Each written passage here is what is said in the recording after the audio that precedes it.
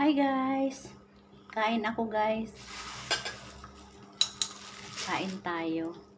Ulam namin ay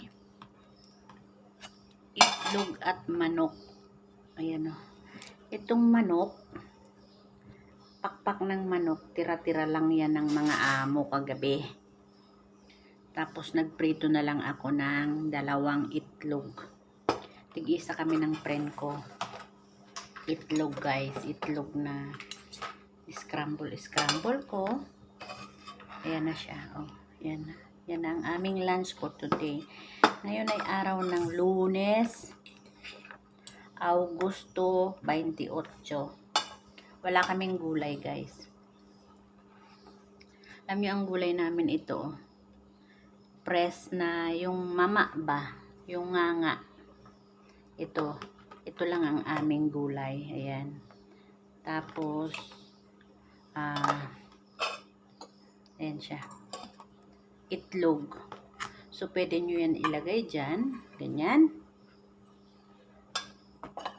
Tapos, lagyan nyo ng kanin. Ganyan siya guys. Oh. Tapos, i-roll nyo. Ganyan. Yan. Yan siya guys. Ito. Galing ito sa garden. Alam niyo yung minamama ng mga matanda. Yung nilalagyan ng buwa. Tapos yung may powder. Yung bunga ba? Bunga. Tapos nilalagyan nila ng powder. Tapos ewan ko kung ano pa yung ibang nilalagay. So ito yun. Ito yung dahon na yun. Kinuha ako galing sa yun sa likod, sa garden. Kain tayo guys. Ito siya. Tinawag ako guys ni amo. Kasi aalis siya. Kaya pinutol ko kanina. So ayan, kumakain na kami. At yung kasama ko ay naghahanap ng ano. Ayan, naghahanap ng mahilig kasi yan sa maanghang. Naghahanap ng maanghang sa, ayan o, kakainin niya rin yung hilaw na bawang.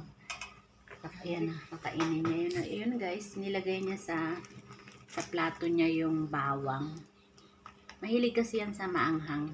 Yung sili, kinakain niya yan. So tara guys, kain muna kami. Yan lang ating ma-share for today. Ayan, ginagawa namin parang sushi.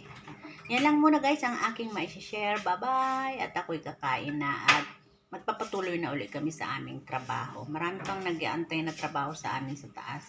Kagaya na maglinis ng toilet, maglinis ng window, magche-check pa kami ng daga. So, bye everyone! Bye-bye!